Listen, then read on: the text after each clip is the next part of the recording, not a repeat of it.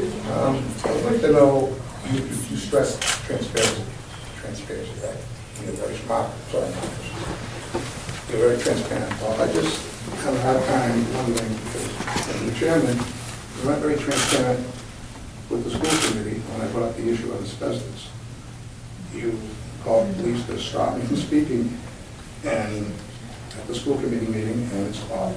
And I'm wondering why you would cover that up, and how can I trust you to be transparent in former government, now the government, which is important. Children are our future. I brought this up, and I was shunned away, and I've been targeted ever since. And I just want to know, how is that going to change? What's changed since then?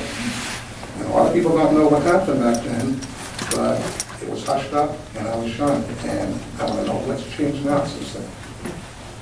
Mark? That's an interesting question, Teddy. Well, first of all, as you know, I don't understand or I'm privy to your current situation personally. What I can answer the question is about the asbestos. You did bring forward a question about asbestos in the school.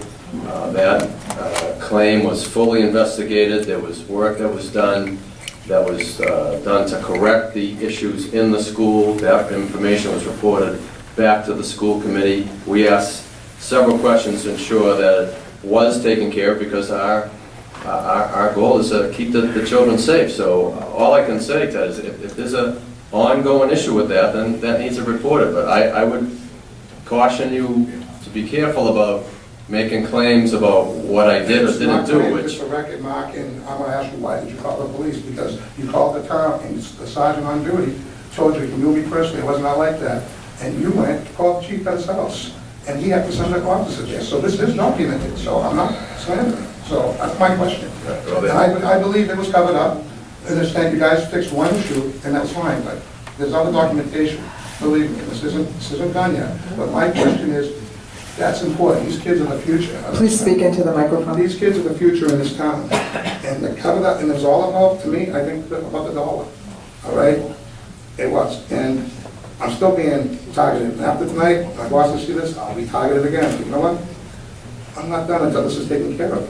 But my point is, why did you call the police to shun me from talking? And that's an honest, valid question. The bottom line, the only answer is, you did not want me to speak about it. And that is the only answer. So I don't have faith in you as a selectman. If you're going to hide something like that, what would you do as a selectman? Well, thank you. Two answers, Teddy. Once again, to my knowledge, everything has been done to take care of that asbestos problem in the schools. And if you know that there's something else, that I would be very happy to see that information, go back to the schools and take a look at it. The second question about the call to the police, as I recall, there was some comments about an event being staged for that night, and we asked that the chief have someone on duty to ensure that nothing got out of hand, because that's what you're supposed to do when you're in charge. Okay, one last comment. When you called the sergeant, he assured you, do you think I'm going to come and make a scene in front of television cameras and all my town members? I mean, Mark, the whole idea was to silence me. The other question was directed more to Mr. Juitt, who I mentioned financial accountability, budgets, and financial responsibility. And I know that you were responsible for them, and a big kudos to you for the fields, because I think they're wonderful and they're a huge addition to the town. A lot of that, I remember in the meeting that I sat in with the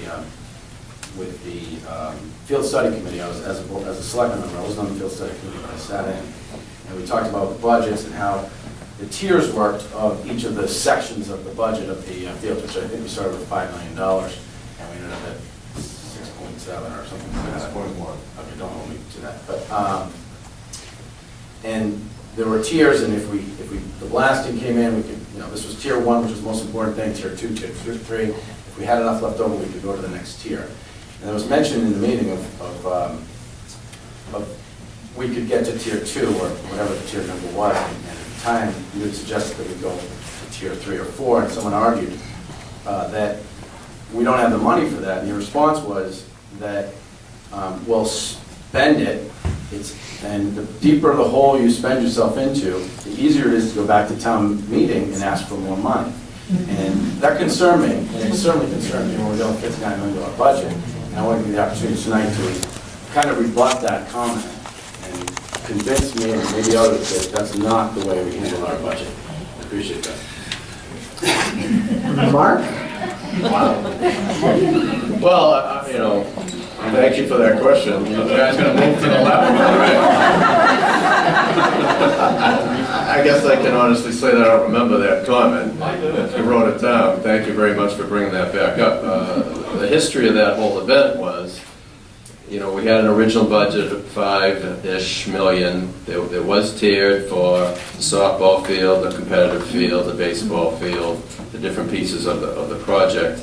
At some point, we came you know, to the realization that the ledge was going to be an issue for us, and we developed a plan to go back to the town and let the town decide if they wanted to invest more money in that project and finish it along the tiered pieces.